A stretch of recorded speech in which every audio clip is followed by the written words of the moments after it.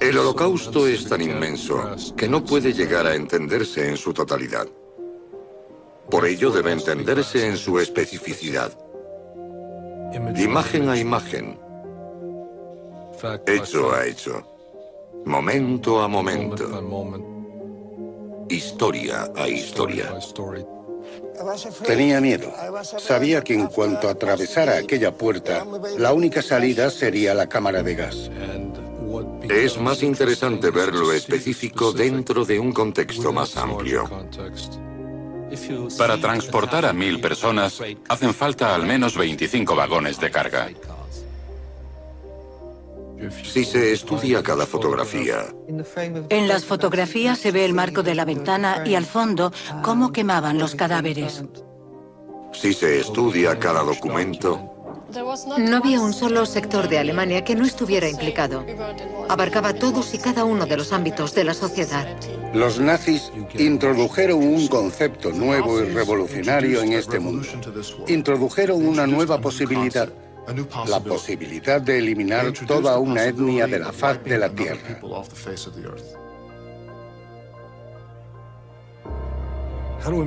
¿cómo dar relevancia al Holocausto en el siglo XXI? Mi mayor sueño sería que fuese irrelevante.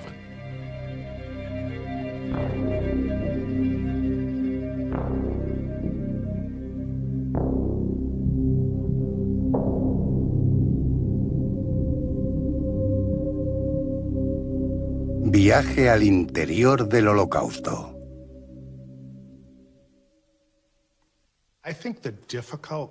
Creo que lo que más le cuesta a la gente asumir del Holocausto es cómo pudo un grupo de personas ser tan odiado y considerado tan peligroso como para llegar a la conclusión de que debían ser eliminadas de la faz de la Tierra.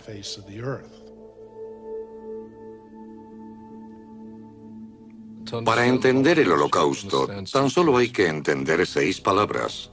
Definición. Expropiación. Concentración. Einsatzgruppen. Deportación. Campo de exterminio.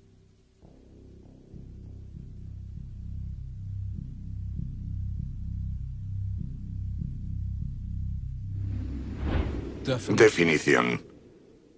Normalmente definimos a los judíos en base a su identidad, a sus tradiciones y a las creencias que rigen sus vidas. Los alemanes definían a los judíos biológicamente en base a la religión de sus abuelos. Cuando el régimen llegó al poder, en enero del 33, parte del movimiento nazi, la parte más agresiva, radical y extrema, quería eliminar a los judíos de inmediato.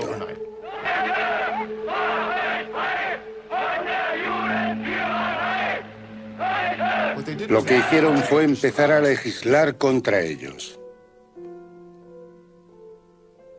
Y rápidamente fueron expulsados, no solo de la administración pública, también de otras áreas de la sociedad donde había muchos.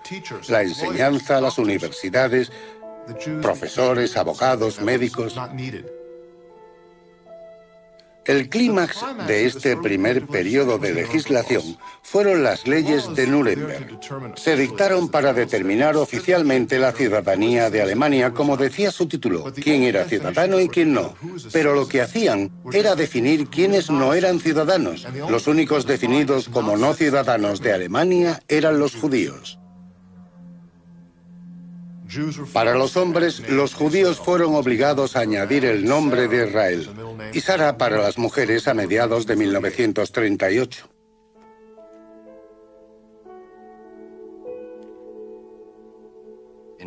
En otros tiempos de la historia, los judíos pudieron convertirse, pudieron ocultarse asumiendo las costumbres del país anfitrión.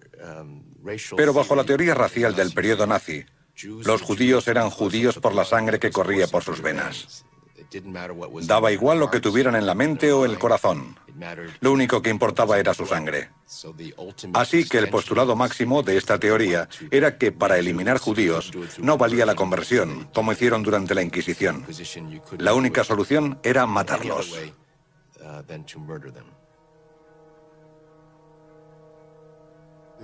Existen innumerables pruebas documentales, desde libros escolares para niños hasta películas, y todo tipo de material nazi que no siempre estaba relacionado directamente con los judíos, o podía estarlo, pero formaba parte de su concepción del mundo. Un mundo en el que los judíos no tenían cabida, y eran considerados prácticamente antihumanos, antialemanes, antiarios. Desempeñaban un papel negativo y por ello tenían cabida, hasta que decidieron que estaban de más.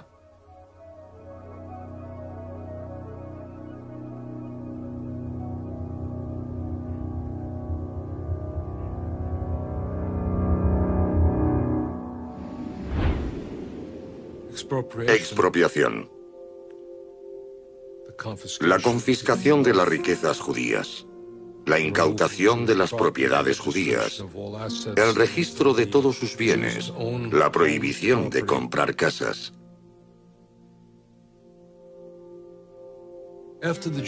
Cuando los judíos eran desahuciados, otras personas se mudaban a sus casas y se adueñaban de sus negocios. En cierto modo, la población local comprendía que aquella gente no iba a volver. No preguntaban el motivo por el que los legítimos dueños no iban a regresar, pero sabían con certeza que no lo harían.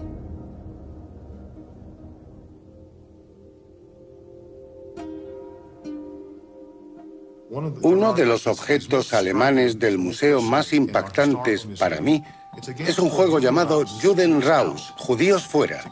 Es un juego que se creó en Alemania en 1936, el mismo año en el que nació el Monopoly en Estados Unidos. En la caja dice que es un juego para personas de entre 8 y 99 años, así que toda la familia podía sentarse alrededor de la mesa para jugar. Contiene piezas y un dado que hay que tirar para ir avanzando por el tablero e ir recogiendo cosas. Aquel que más puntos suma gana. ¿Qué puntúa?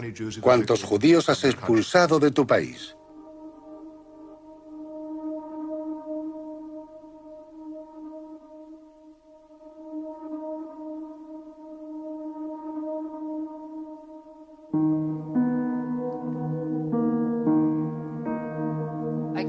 En una ocasión encontré un documento. Era una carta de una mujer no judía dirigida a su suegra sobre la noche de los cristales rotos, el pogromo de noviembre.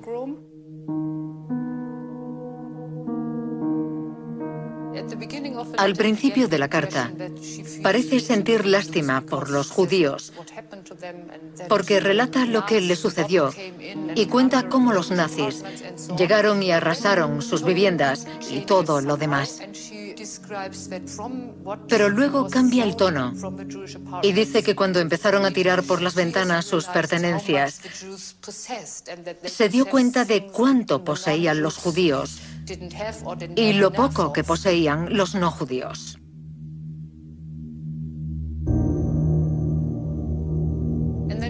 Decía que los judíos tenían que marcharse, aunque no sabía a dónde.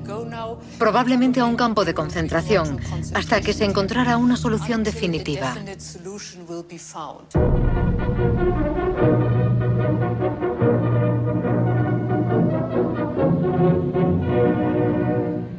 Zurück nach Polen.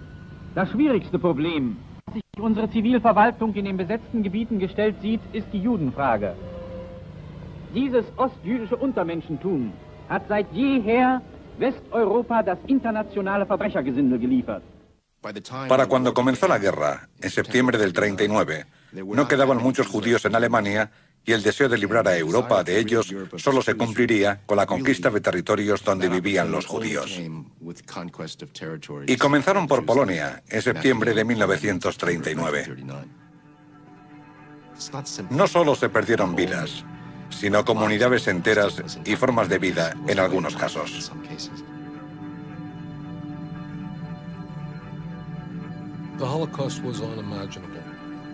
El Holocausto fue inimaginable e hizo falta todo el conocimiento y la perspicacia de la humanidad del siglo XX para definir, expropiar, concentrar y finalmente asesinar, aniquilar, destruir y tomar posesión de las riquezas y viviendas de toda una población. Incluso un hombre tan importante y bien relacionado como Allen Dulles, que estaba entonces en la OSS y posteriormente fue director de la CIA, dio una respuesta muy interesante cuando fue informado sobre los campos de exterminio. Dijo, así que es cierto. Tenía todos los detalles. Toda la información que recopilaba el Servicio de Inteligencia de Estados Unidos pasaba por sus manos. Pero no podía imaginar que aquello estuviese ocurriendo.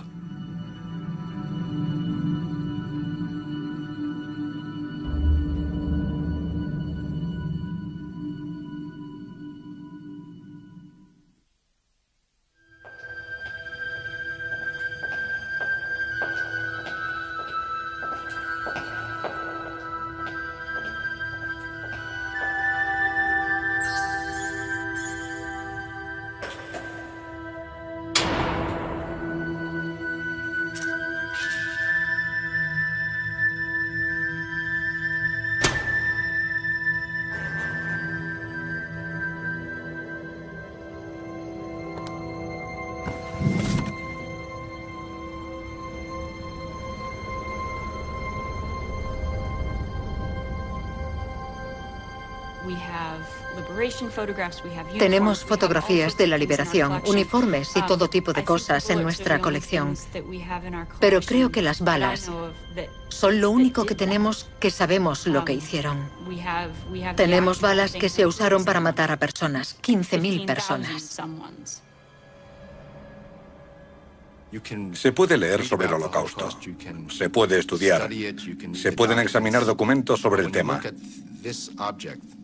Pero cuando se ve un objeto como este, la bala que asesinó a una persona, todo desaparece en cierto modo, porque fue la responsable directa de la muerte de una persona y en ese sentido es una experiencia irreemplazable.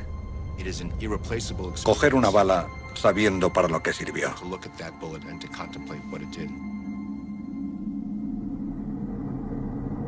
Einsatzgruppen, escuadrones de ejecución itinerantes.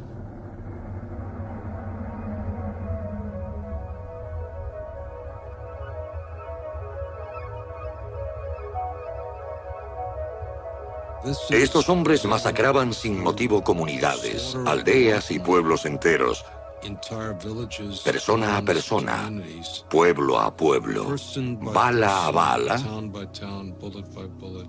día a día.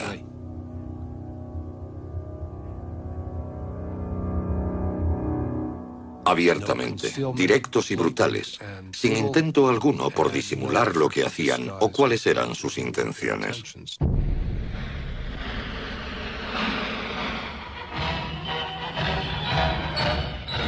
En junio de 1941, los alemanes invadieron la Unión Soviética.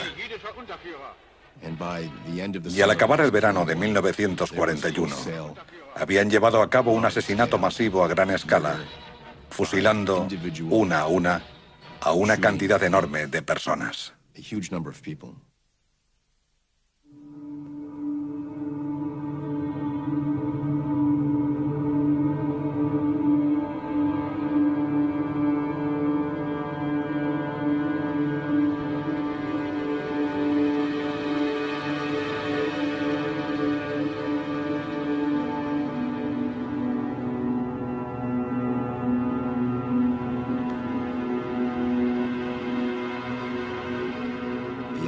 Einsatzgruppen eran básicamente unidades móviles de la Oficina Central de Seguridad del Reich, que a comienzos del verano de 1941 comenzaron a fusilar a los hombres de los pueblos y ciudades.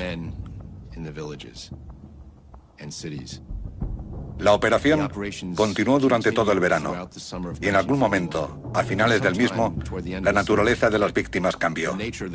Ya no solo mataban a hombres, también a sus esposas, madres, hermanas e hijos. Para cuando terminó el verano, habían perpetrado un asesinato a gran escala con la ejecución individual de gran número de personas.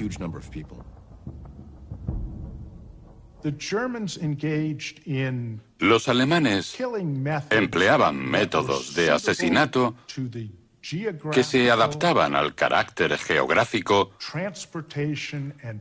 y al contexto de relaciones públicas de la zona en la que operaban. Cuando era más eficaz fusilar a los judíos y demás víctimas donde estaban, así lo hacían.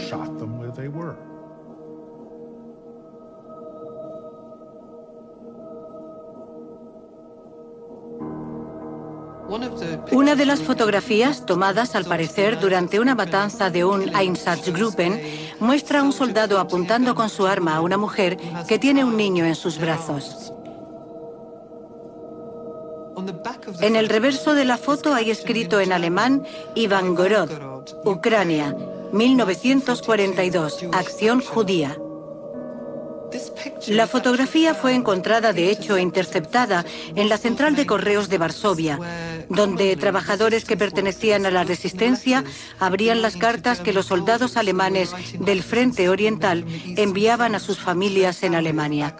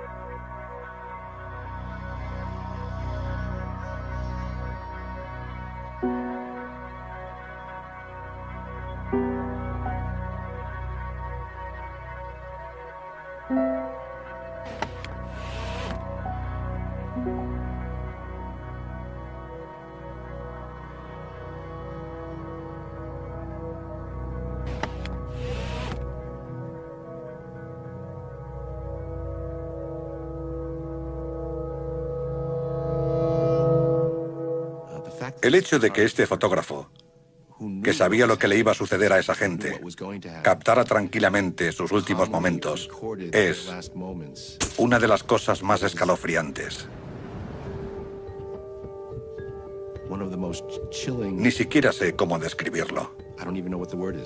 Conocía su futuro inmediato, su muerte, y tuvo la sangre fría de enfocar, asegurarse de poner el diafragma adecuado y disparar.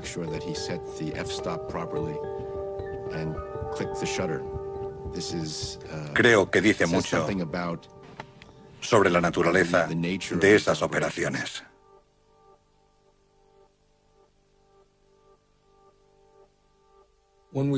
Cuando pensamos en cómo presentar los escuadrones de ejecución itinerantes y la muerte en el Museo Conmemorativo del Holocausto de Estados Unidos, ideamos una visión muy distinta de qué mostrar.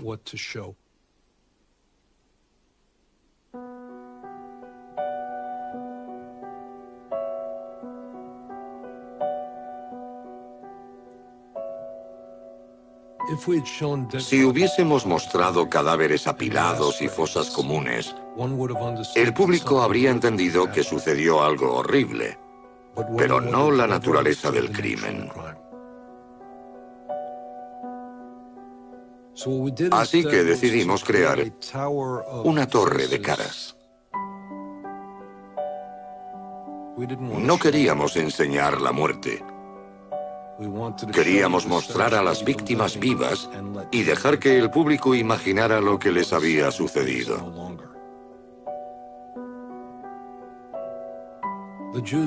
Los judíos de la ciudad de Isisok, en Lituania, fueron asesinados el tercer día del Año Nuevo Judío.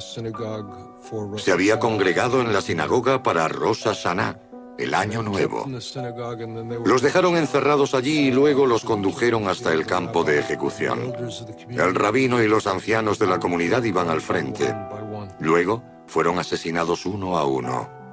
Pero en vez de mostrar los muertos, lo hacemos vivos.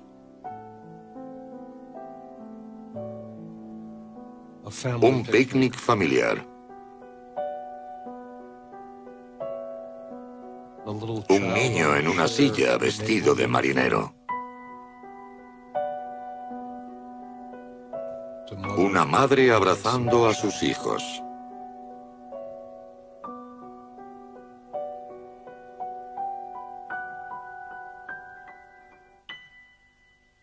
Todas aquellas vidas, arrebatadas en un día.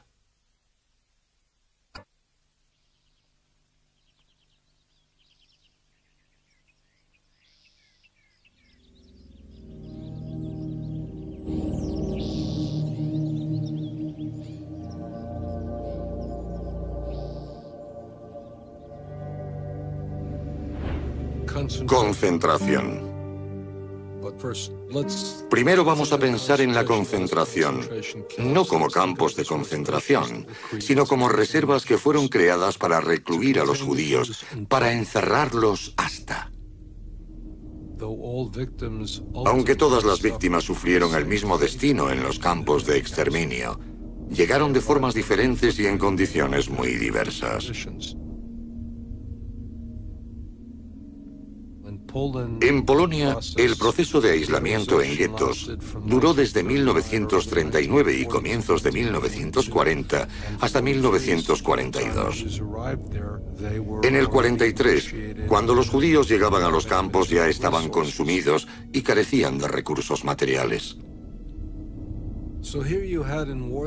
El gueto de Varsovia, por ejemplo, abarcaba el 2,4% de la extensión de la ciudad, pero contenía a un tercio de su población.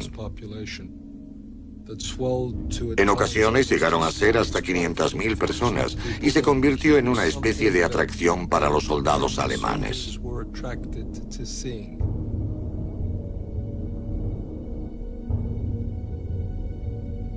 Los equipos de filmación nazis frecuentaban el gueto de Varsovia en busca de imágenes con fines propagandísticos. Filmaban tanto a los más pobres como a aquellos que estaban en mejor situación dentro del gueto. Buscaban en las calles a personas que parecían bien vestidas y las llevaban a restaurantes donde había expuesta comida y bebida en abundancia. Los obligaban a sentarse allí y parecer animados y felices, comiendo, bebiendo y charlando. También filmaban a los judíos más pobres del gueto en sus alojamientos para mostrar cómo vivían en la extrema pobreza. Mostraban cadáveres tirados en las aceras, a veces desnudos y cosas así.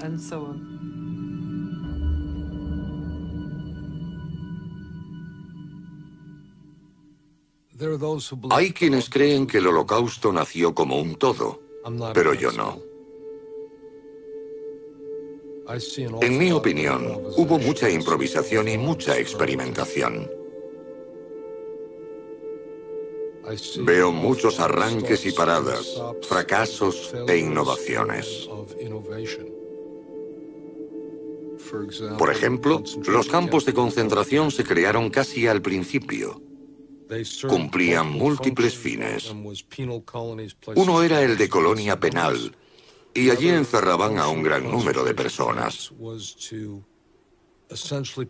Otra de las funciones de los campos de concentración era suministrar esclavos y mano de obra forzada para la industria alemana.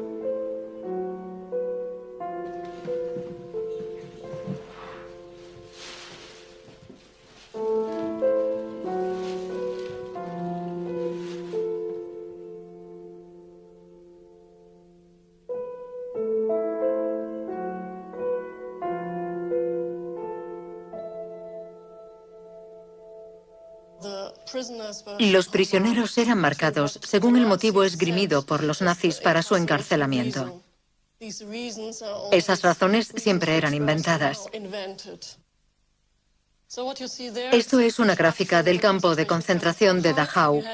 Aquí vemos el símbolo de los prisioneros políticos, un triángulo rojo, porque sus enemigos eran rojos, como los socialdemócratas, los comunistas, etc. Si alguien estaba enmarcado por motivos políticos, como un socialdemócrata, y además era judío, llevaba este símbolo. Y resulta muy cínico que el símbolo de los judíos, el triángulo amarillo, se combinara con el del otro color. Juntos formaban una estrella de David.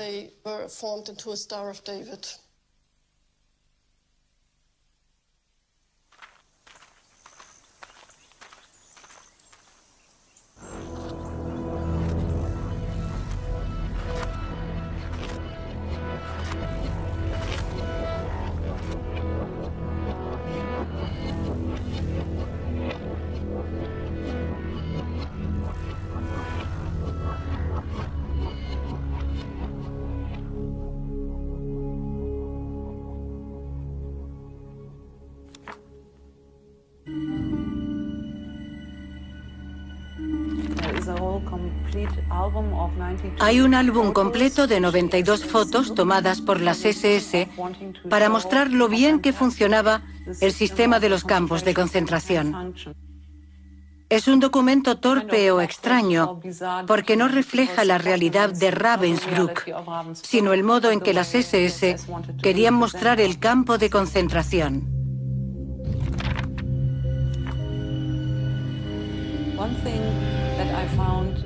Una de las cosas que encuentro más sorprendentes es cómo cambiaban los guardias de las SS.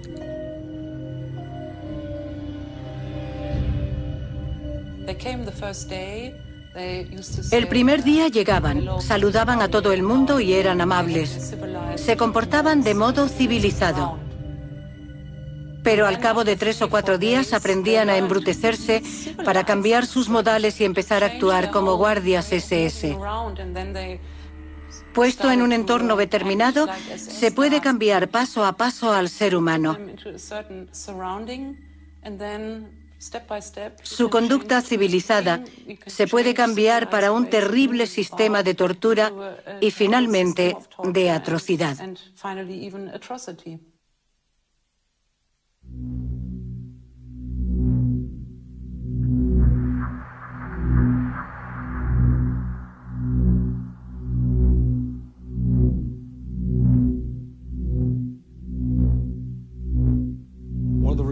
Uno de los motivos por los que siempre he desechado la típica defensa de solo cumplía órdenes es que no creo que coincida con la creatividad que requería hacer algo sin precedentes y nunca logrado hasta entonces.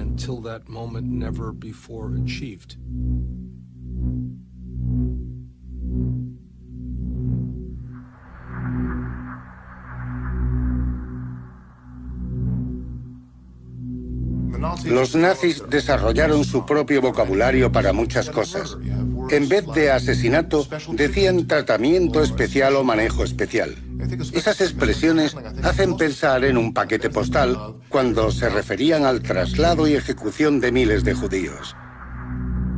Reasentamiento, reubicación más allá del río, más allá de las montañas, todos esos términos intentaban ocultar la realidad del genocidio del pueblo judío.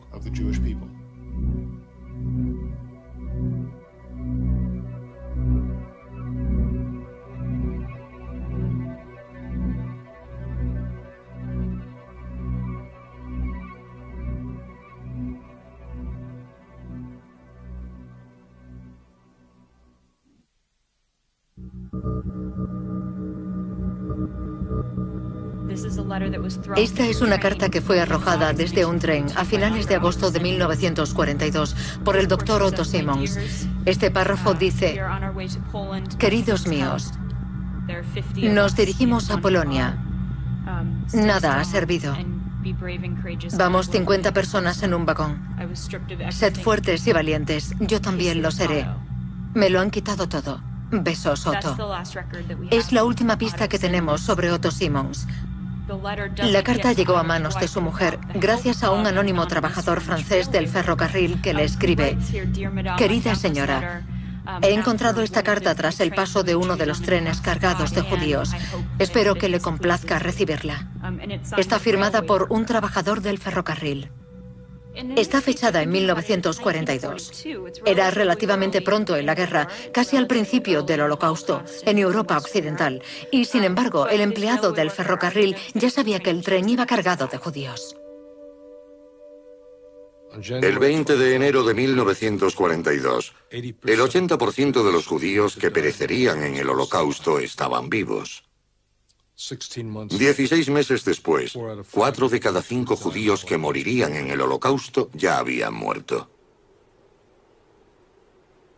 En la conferencia de Wannsee se definió una política de solución final al problema judío, es decir, el asesinato de todos los judíos.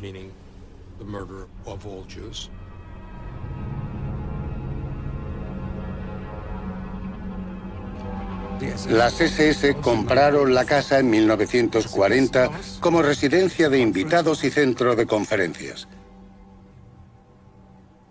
Todo el mundo sabía que se estaba perpetrando un asesinato en masa en Europa del Este. En la conferencia de Wannsee no se discutieron detalles concretos, sino que se informó en líneas generales de que se había tomado la decisión de matar a todos los judíos de Europa. Es también el momento en el que se ve implicada toda la sociedad alemana.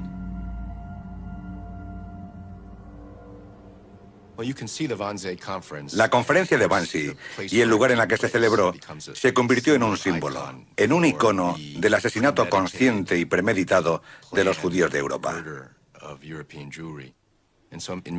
Así que, en muchos sentidos, la conferencia es un símbolo de cómo actuaban los cerebros de los asesinatos, cómo trabajaban aquellos que no estaban directamente relacionados con la gente y con la sangre.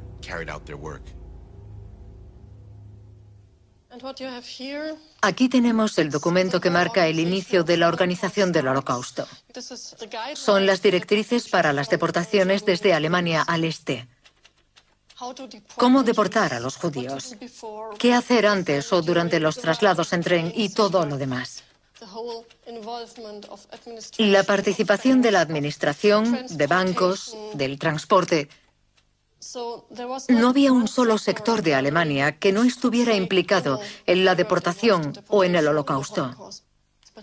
Aquí se ve que abarca todos y cada uno de los ámbitos de la sociedad.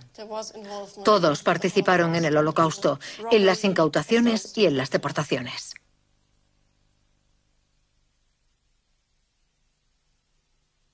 Deportación.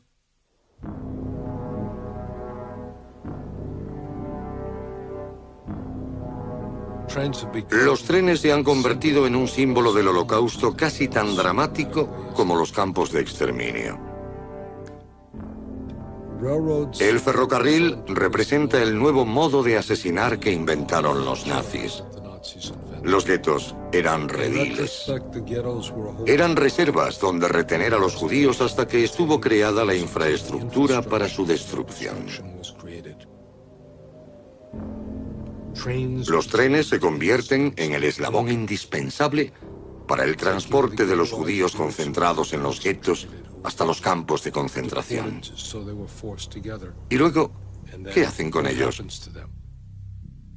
Trenes, deportación, aniquilación.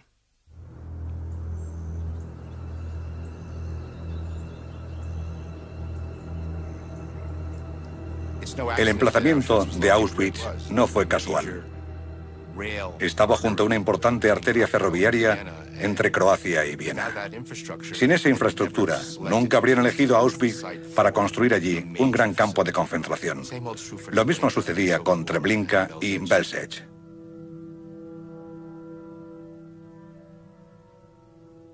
No se asignaron un tipo de trenes determinados.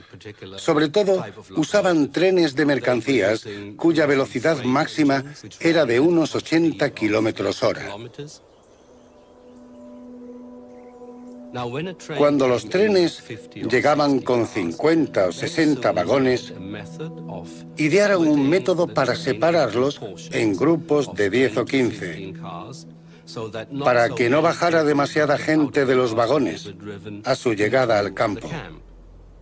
En un solo día se trasladaban entre 8.000 y 10.000 personas, así que la velocidad media era de 20 o 25 kilómetros por hora.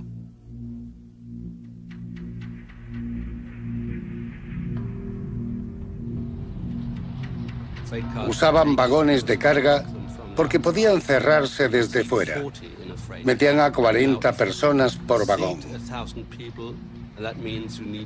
Así que para transportar a 1.000 personas hacen falta al menos 20 o 25 vagones de carga. En Polonia las cifras eran distintas. La policía solicitaba trenes con capacidad para 5.000 personas, pero el número máximo de vagones que se podían enganchar estaba regulado en 60, 120 ejes. Eso significaba que metían entre 100 y 110 personas en cada vagón.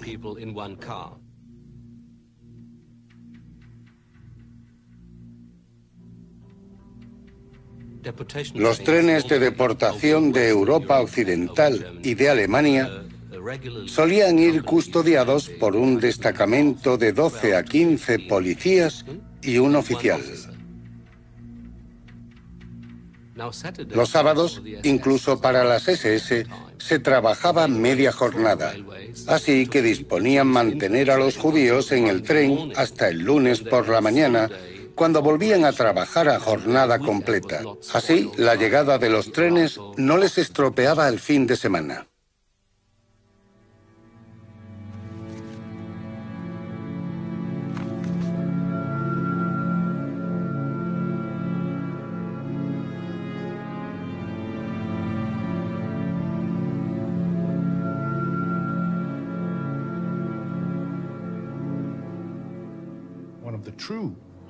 Uno de los verdaderos horrores del Holocausto es la energía mental, la capacidad administrativa y la destreza en el despliegue y utilización de limitados recursos para el mejor efecto posible que se dedicó a este proyecto de eliminar a los judíos de Europa.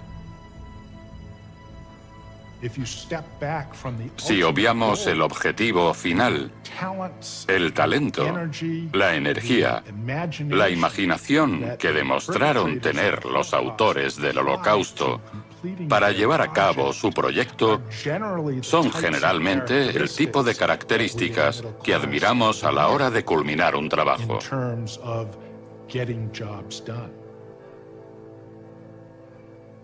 Mark Twain dijo, hay verdades, mentiras y estadísticas. Pero yo creo que Twain se equivocaba porque las estadísticas revelan una verdad esencial sobre el Holocausto. Y a veces la mera crudeza de las estadísticas revela la mayor de las historias.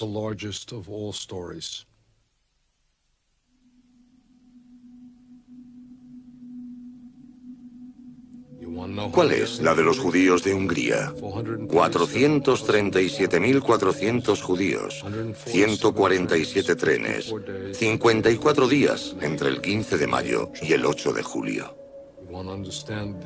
¿Quiere comprender la deportación del gueto de Varsovia? Del 23 de julio al 21 de septiembre. De nuevo, 61 días. 265.000 judíos trasladados a Treblinka. ¿La cifra de judíos asesinados en Belzec? 104.000, 14 de ellos alemanes, 2 supervivientes conocidos. Las estadísticas cuentan una verdad brutal, dolorosa, concreta e ineludible.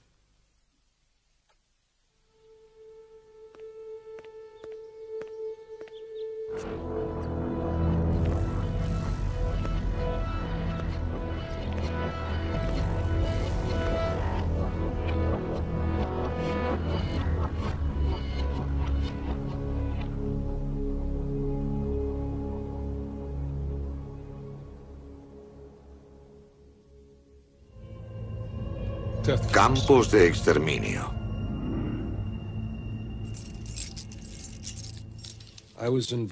Yo participé en la reconstrucción del campo de Belzec. Y en una de las fosas comunes que excavamos encontramos una llave. Una serie de llaves. Normalmente no pensamos en las llaves como un objeto poderoso, pero me gustaría hablar de lo que representan. La víctima dejó su casa una mañana, esperando regresar a ella algún día, encontrarla aún en pie y estar a salvo.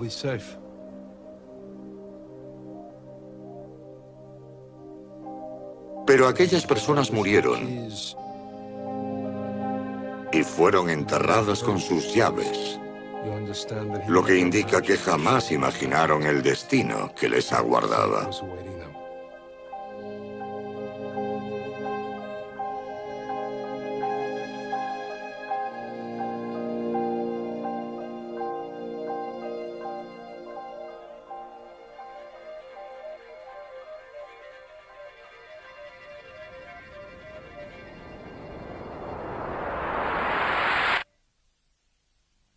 El sistema nazi de los campos de concentración suele malinterpretarse. Mucha gente confunde la idea de campo de exterminio con la de campo de concentración y creen que ser enviado a un campo de concentración era prácticamente una condena de muerte. Pero no es así.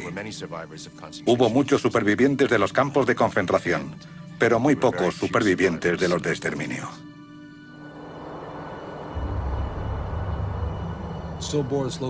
Sobibor se encuentra en una zona remota de Polonia.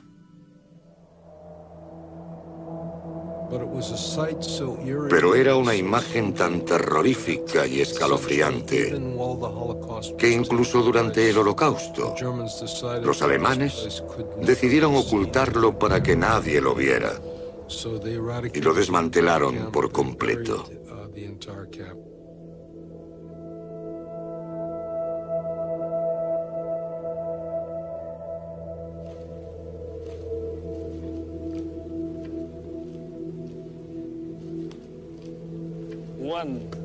Uno, dos, tres, 4, 5, 6. Puede que 7. Sí, 7, de acuerdo.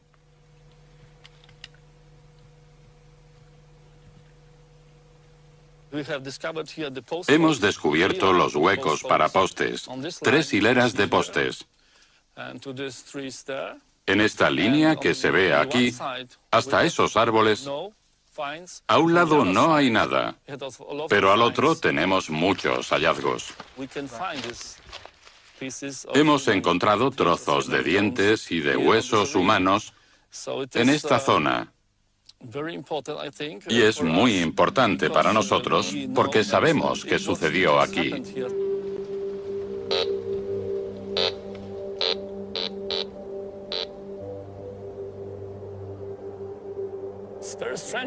Nos resulta muy extraño venir a excavar a diario y no oír el canto de los pájaros. Ninguno. Es difícil explicar por qué en la zona de Vlodova se oye cantar a los pájaros y sin embargo en la zona del campo no. ¿Por qué?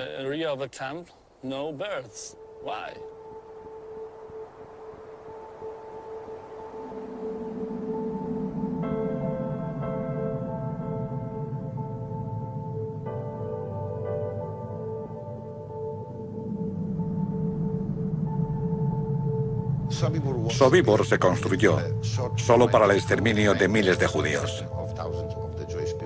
Nada más. Era una fábrica de muerte. Nada más. Es bastante complicado porque tenemos mucha información sobre los demás campos, pero el de Sobibor es diferente. No tenemos nada. Poco a poco va surgiendo la verdadera historia de este campo. Las excavaciones arqueológicas fueron muy importantes.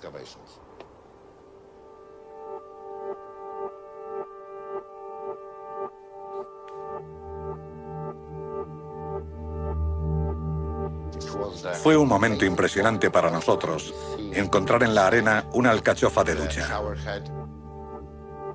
Lo que debería ser, o al menos es para mí, el símbolo del Holocausto. Lo dice todo sobre el Holocausto.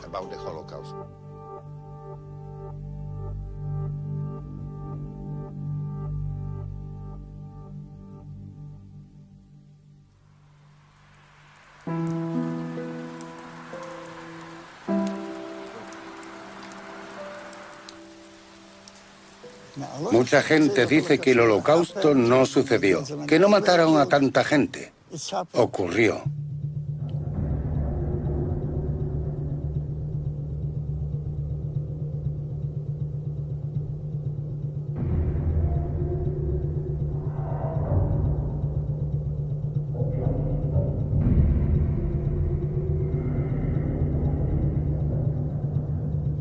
Voy a contar el proceso desde que llegaba el tren.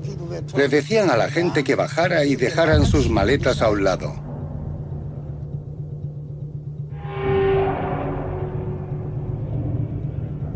Les prometían que no perderían su equipaje.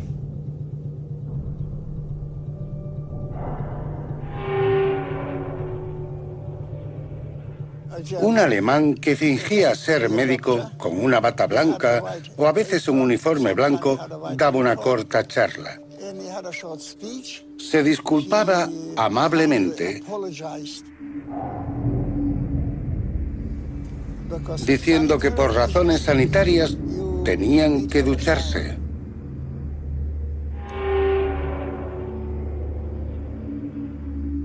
Les pedían que se desnudaran y colocaran bien su ropa para recogerla después, y pasaban por este camino hasta el sitio de la ducha. La gente no lo sabía.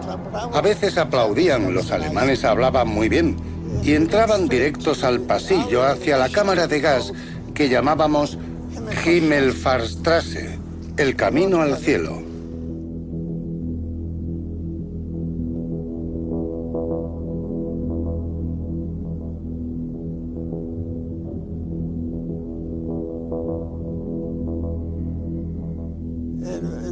Un minuto o dos después de que arrancaran los motores y empezara a salir el gas, oían muchos gritos. Pero luego se iban apagando.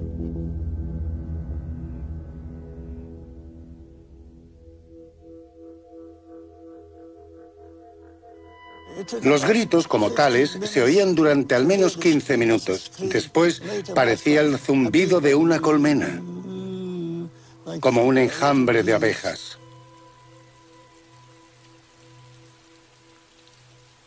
Y después el silencio.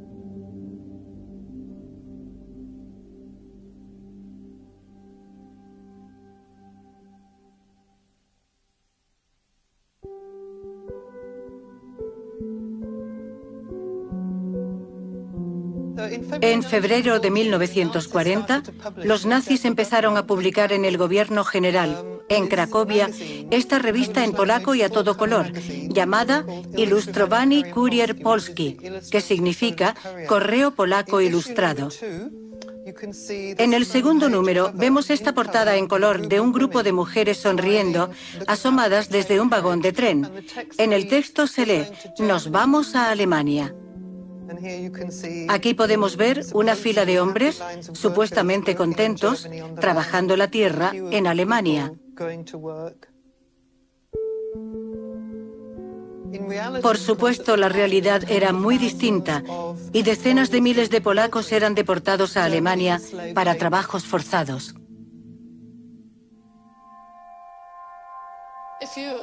Holocausto es el nombre que se dio al asesinato de los judíos europeos. Pero la persecución nazi también incluía a gitanos, a presos políticos y a la mano de obra forzada. Así que fue una gran operación de persecución y asesinato.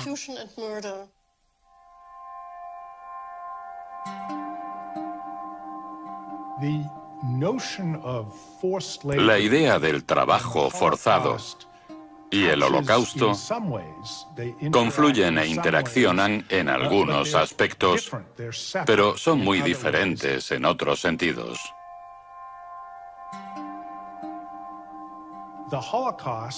El Holocausto fue la persecución y aniquilación gubernamental de los judíos europeos. La definición no incluye a las víctimas no judías. Dicho eso, en 1945 había nada menos que 8 millones de trabajadores extranjeros, la mayoría forzados, dentro de las fronteras alemanas.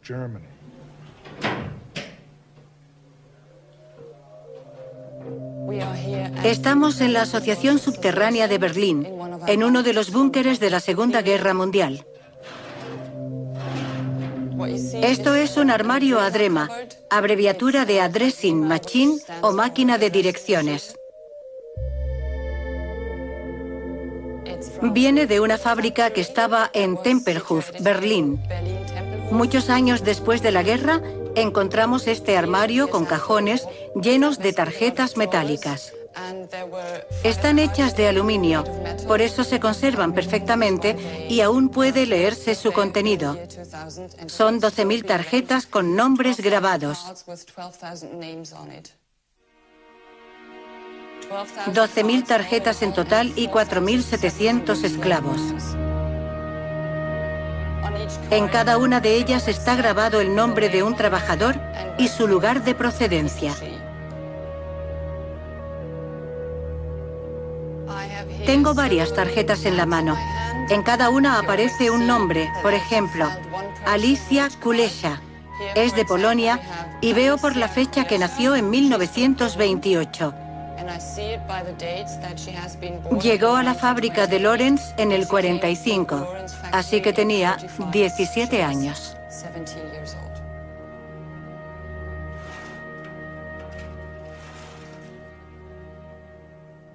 Los alemanes explotaban a las poblaciones que caían bajo su control, y cada persona tenía un destino diferente, dependiendo de quién era. Pero uno de los principales medios de explotación era el trabajo forzado. Dora Mittelbau era el campo de concentración asociado a las instalaciones subterráneas donde se fabricaban los cohetes V1 y V2.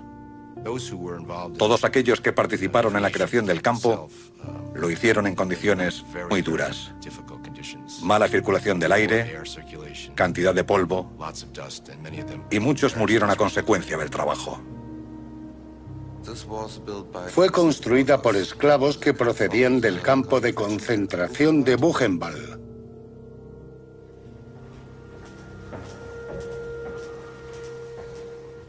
Esta zona está bajo una montaña y estaba totalmente a salvo de los bombardeos estadounidenses o británicos. Las entradas a los túneles principales de este sistema subterráneo fueron voladas por soviéticos en 1948.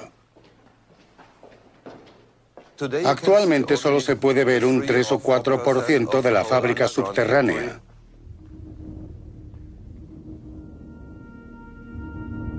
Entre el 35 y el 40% de los esclavos que trabajaron aquí murieron dentro de la red de túneles.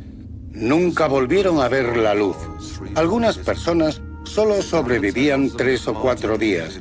Entraban en la montaña, vivían y morían aquí dentro. Excavaban y retiraban las rocas a mano. Dormían sobre las piedras y apenas tenían ropa. No había posibilidad de lavarse. No existía servicio hospitalario ni nada.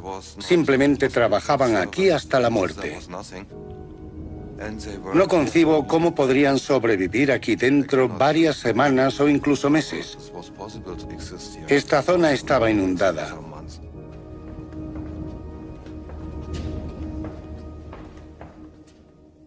Esta zona está inundada. Tiene aproximadamente 4 metros de profundidad y en el fondo debe haber muchas piezas de los cohetes que construían aquí. Cuando veo en estas salas estos túneles, no puedo considerarlos únicamente una base técnica del Tercer Reich. Es un lugar de muerte, donde perecieron tantas víctimas del régimen nazi aquí abajo.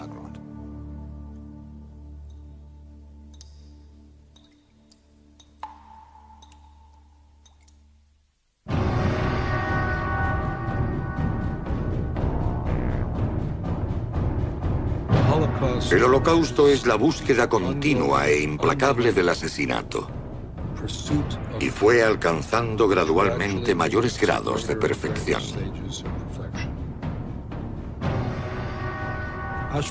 Auschwitz eran 3 campos en uno.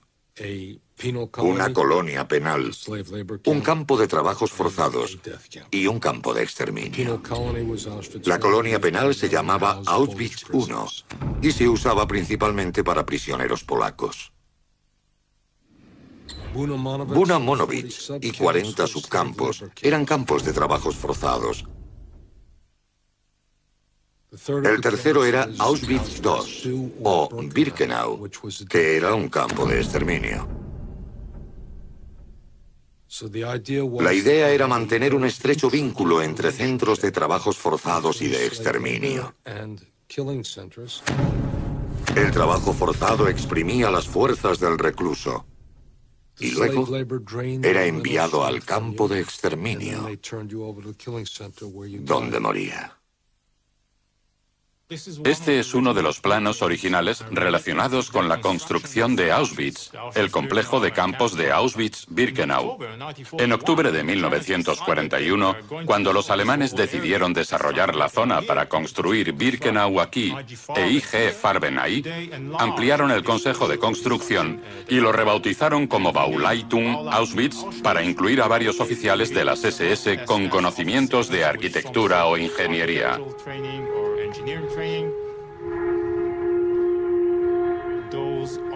Aquellos oficiales trabajaron junto a reclusos que tenían conocimientos técnicos. Eran presos polacos, no judíos. Al final, quienes aprobaban los planos y firmaban los proyectos eran oficiales de las SS, miembros del Consejo de Construcción. Cuando se examina un documento original nazi y se encuentra una firma verde, es un pez gordo, alguien importante en la jerarquía. Himmler aprobó este plano el 23 de octubre de 1941.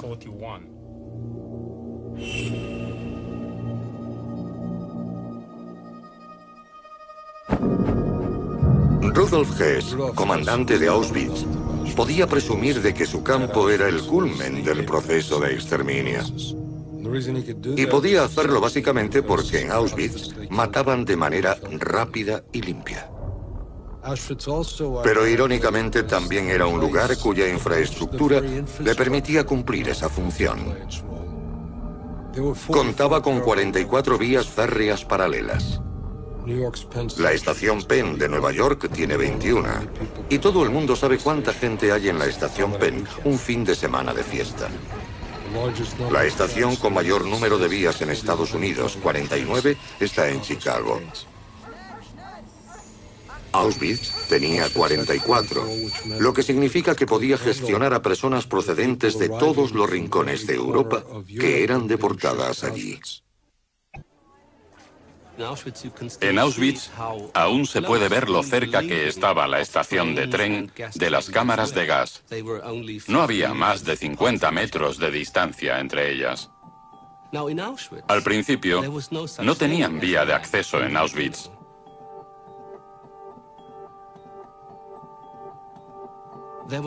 Solo había una plataforma de madera junto a la estación de carga.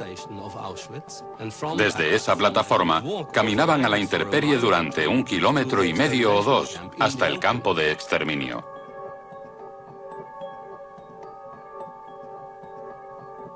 Las SS y el comandante del campo pensaron que aquello no era profesional y construyeron esa vía muerta bajo la puerta que ahora preside el recuerdo y la historia. El apeadero de Auschwitz, que conocemos con la puerta sobre la vía, entró en servicio a principios de 1944.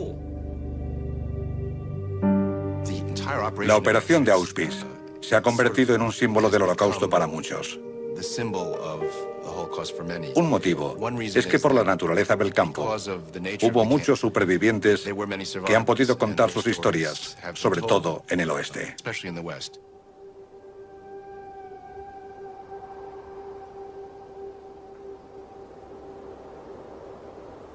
En la antigua Unión Soviética, cuando se hablaba del Holocausto, nunca mencionaban Auschwitz. Para ellos, el Holocausto fue el fusilamiento individual de judíos junto a sus casas.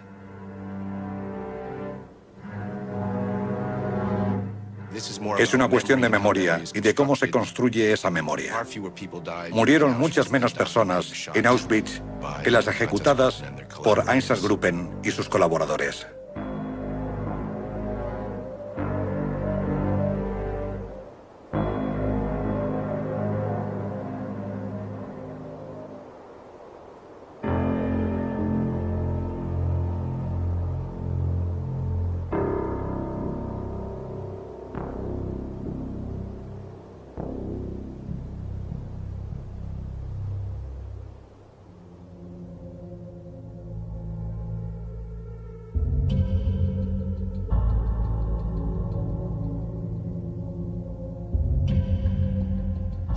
El álbum de Lily Jacob, también conocido como el álbum de Auschwitz, es el único documento que existe de los transportes llegando a Birkenau, el apartadero, y de la gente que desembarcaba allí para ir a las cámaras de gas. Pensamos que uno de los motivos para hacerlo fue la llegada de un nuevo comandante, Richard Baer. Supongo que este álbum bien pudo ser una especie de presentación para mostrarle cómo funcionaban las cosas allí. Se trataba de enseñarle qué hacían en el campo y cómo lo hacían, de forma limpia y ordenada. ¿Cómo funcionaba esa organización? El álbum consta de más de 200 fotografías que muestran a personas sentadas en el suelo esperando a ser conducidas a las cámaras de gas.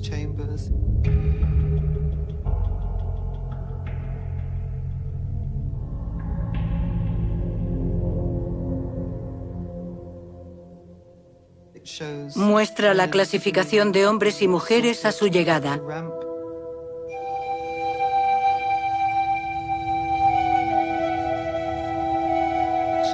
Y las pilas de objetos personales. Obviamente fueron hechas por un fotógrafo oficial. Los ángulos de algunas fotos indican que se tomaron desde el techo de un tren, pues miran hacia abajo mientras reúnen a la multitud en el andén.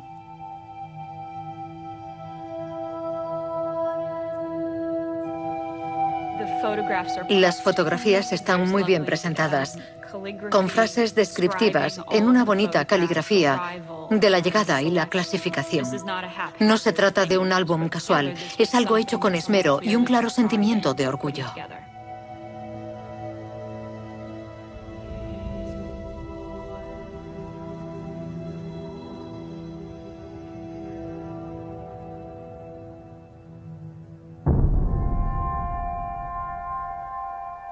A finales de octubre de 1943, Himmler dijo: «Hemos hecho lo que hemos hecho para lograr lo que hemos logrado, como muy pocos lo han hecho».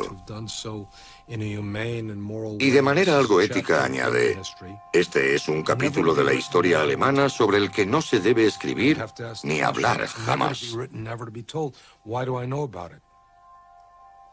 Y yo me pregunto, si no debía escribirse ni contarse jamás, ¿por qué la conocemos? Porque aunque Himmler dijo que jamás debía ser escrita ni contada, en aquella habitación había una de esas grandes grabadoras que recogió todo lo que él había dicho. ¿Por qué? Porque estaba orgulloso de lo que hacía y quería documentarlo para la historia.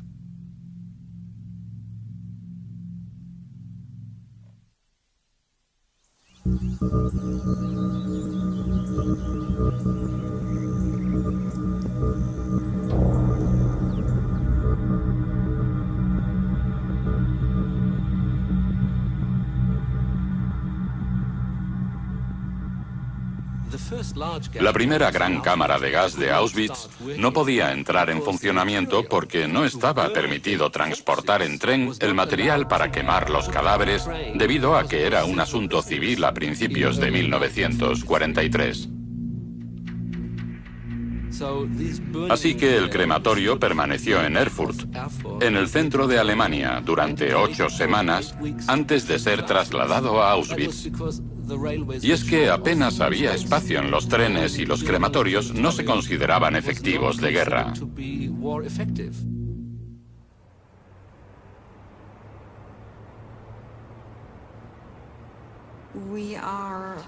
Nos encontramos en el antiguo edificio de administración de la empresa Topfejos. Esta era la oficina de planificación y ahora es un lugar para el recuerdo. En total, Topfejos fabricó 25 hornos con 76 cámaras de incineración.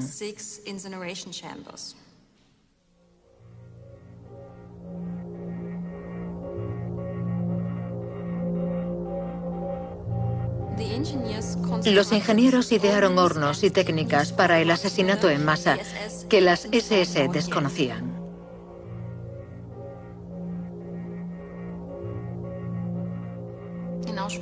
En Auschwitz-Birkenau se construyeron 4 crematorios. El 2 y el 3 tenían cámaras de gas en el sótano. Para cambiar el gas por aire limpio, necesitaban un sistema de ventilación que también fabricó Topfejos.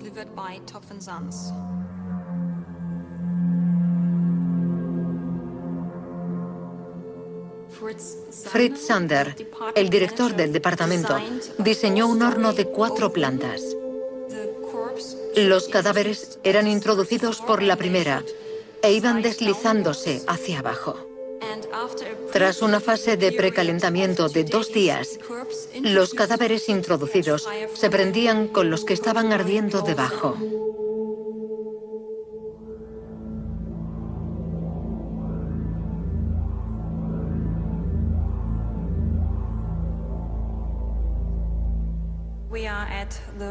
Esta es la antigua oficina de planificación, el lugar de trabajo de Kurt Prüfer.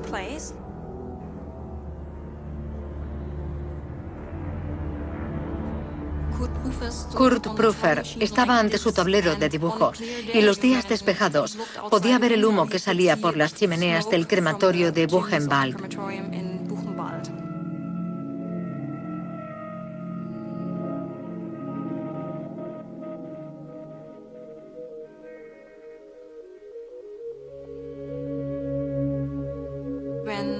Cuando Kurt Prüfer construyó el horno para las SS, su único objetivo era aumentar sus ingresos y ser reconocido como un buen ingeniero.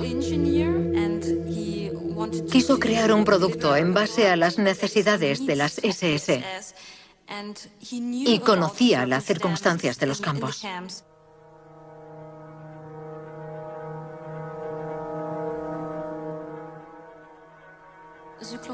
El ciclón B, el gas, necesita alcanzar una temperatura de 26 grados para que su efecto sea fatal.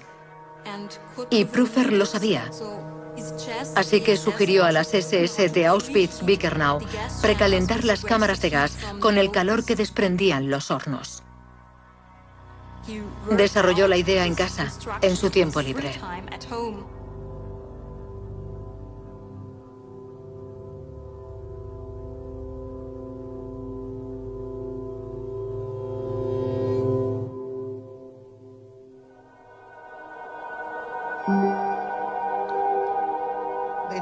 En mayo y junio de 1944, el número de personas gaseadas e incineradas en Birkenau alcanzó un punto culminante.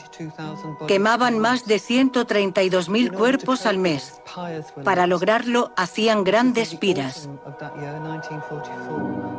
En otoño de ese mismo año, el Sonderkommando tomó fotografías de piras de cuerpos en llamas. Obviamente lo hicieron clandestinamente, desde los barracones, a través de las ventanas, cerca de donde ardían las piras.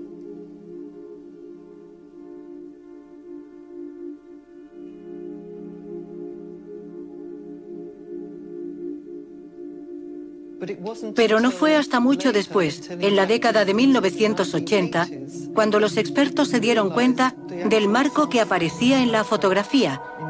Se ve claramente el marco de la ventana y al fondo los cadáveres ardiendo.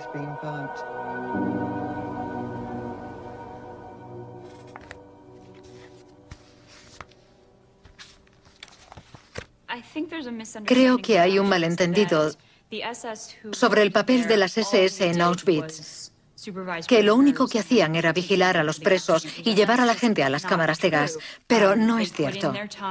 Hacían su trabajo y cuando terminaban, se organizaban ferias del libro, pequeñas olimpiadas. Conservamos carteles que aconsejaban llevar a los perros siempre con correa y que las mujeres, las guardias, no visitasen los cuarteles de los hombres sin supervisión.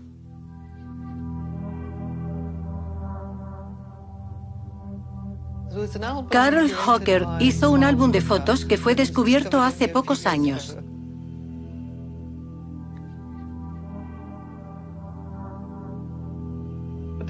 La cuestión es que no fue ninguna sorpresa para mí. La gente se queda boquiabierta al ver las fotos del álbum de Hocker, porque muestra a mujeres jóvenes que trabajaban en Auschwitz divirtiéndose con los oficiales de las SS. Una foto muestra a algunos de los notables de las SS presenciando la actuación de un hombre que toca el acordeón. Están dispuestos como un coro de canto.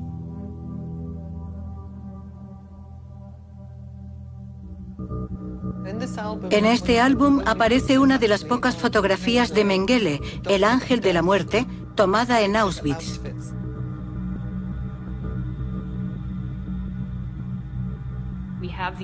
Los archivos indican que estas personas estaban cometiendo crímenes a gran escala, asesinatos masivos.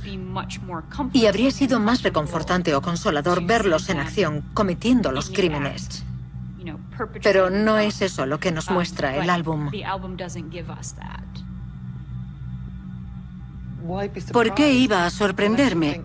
A menos que alguien creyera que los nazis eran monstruos con cuernos, es lógico que tuvieran vacaciones y tiempo libre. Se divertían, tenían mascotas, bebían, celebraban fiestas y todo eso.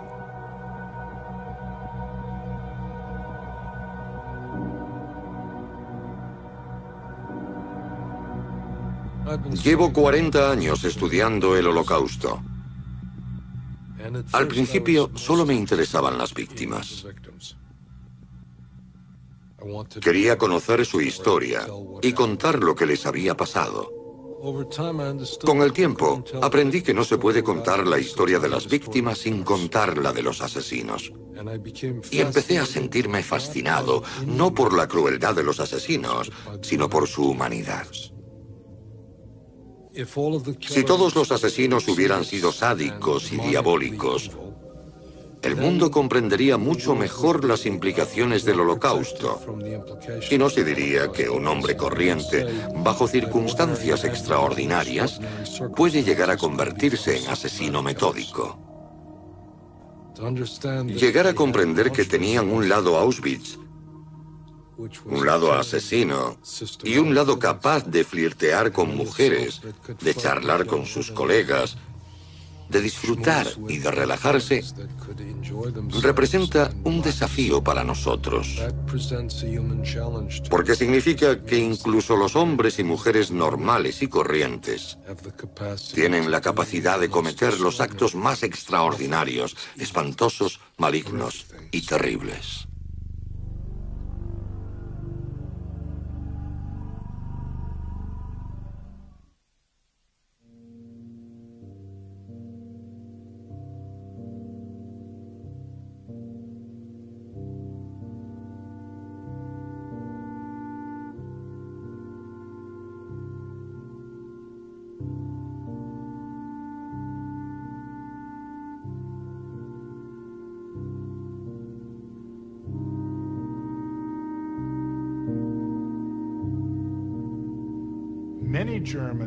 Muchos alemanes que conocían la existencia de los campos de concentración quedaron impactados ante la enormidad física y el horror de lo que presenciaron.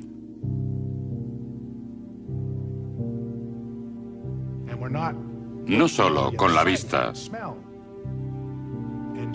también con el olfato y el oído de aquello que se había hecho en su nombre, en representación suya.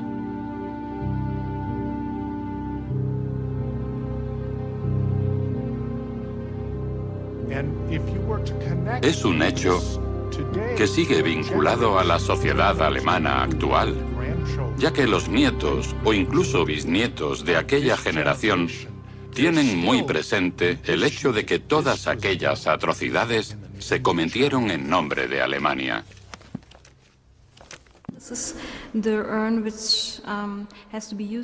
Es parte de mi historia. Me opongo a ella, pero debo cargar con ella.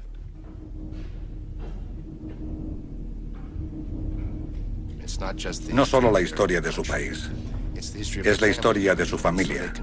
Así que les plantea cuestiones emocionales realmente complicadas. Comprenden la historia y en algunos casos sienten la responsabilidad de evitar que surja cualquier cosa que haga que esa historia se repita.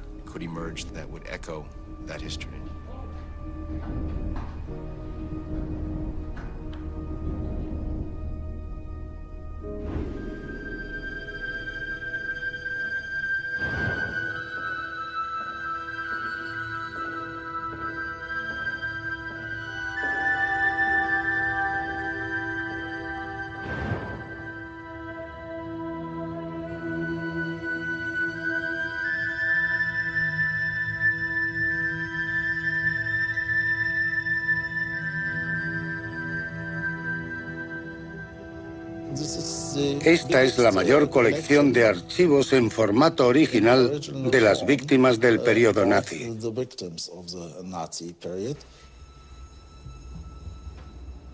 En los campos de concentración como Dachau, Buchenwald o Bergen-Belsen, los nazis lo escribían todo.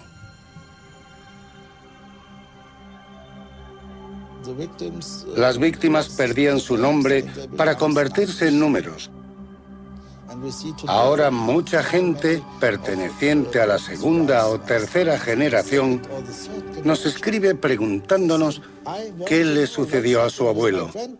Y para ello necesitamos documentación.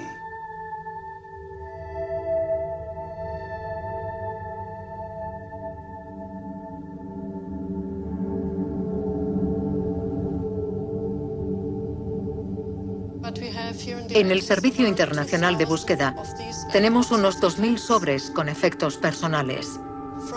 Desde carteras con fotos hasta relojes, anillos, pulseras y muchas cosas más. Estamos llevando a cabo una nueva ronda de identificación de estos efectos personales. Resulta bastante complicado, porque primero hay que identificar a las personas de las fotos, pero a veces tenemos la suerte de contar con el sobre del campo de concentración, donde el sistema burocrático era muy eficiente, en el que guardaron los efectos personales del recluso y anotaron su nombre. Este hombre fue recluido en el campo de concentración de Neuengamme y dejó su pequeño reloj, un anillo y algunos otros objetos valiosos que ya no están en el sobre. Alguien debió robarlos.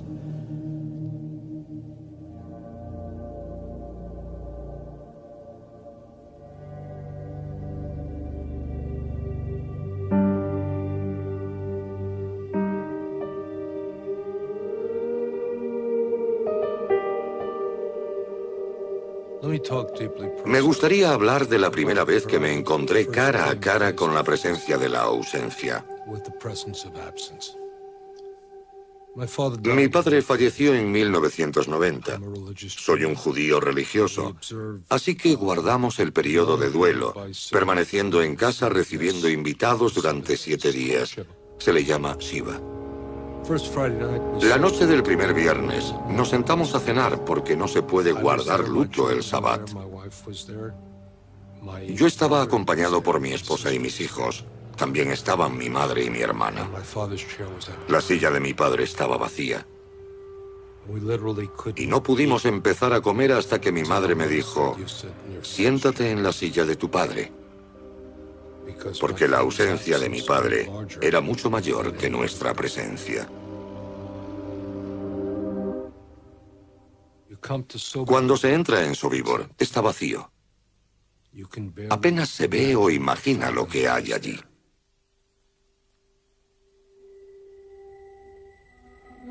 Pero esa ausencia tiene una gran presencia y está lleno de fantasmas e imágenes. Muchas almas siguen allí. El mal está allí. La magnitud de lo que sucedió sigue siendo palpable, aunque no pueda verse. Al ver ahora esos lugares de destrucción, hay una paradoja. La presencia de ausencia y la ausencia de presencia. Ves algo. Y lo que ves es también lo que no está. Y si no ves algo, lo que se vislumbra se te presenta de una forma extraordinaria.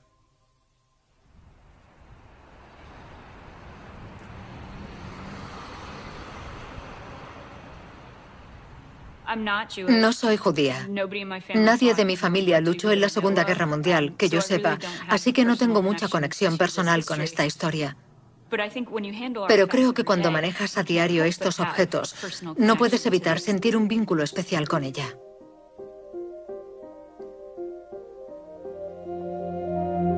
Las cifras son demasiado grandes para comprenderlas. 6 millones, 11 millones, demasiado para entenderlo. Un objeto que alguien sostuvo, que alguien poseyó, algo que alguien escribió, genera una empatía. Me vincula con personas que experimentaron aquel horror y cuyas vidas les fueron arrebatadas.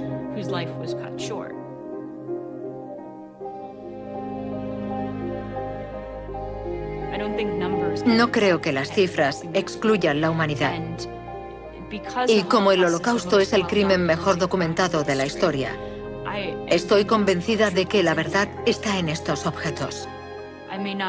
Puede que nunca sepa por qué, pero hay algo en ellos que nos ayudará a impedir que la historia vuelva a repetirse. Tiene que haberlo.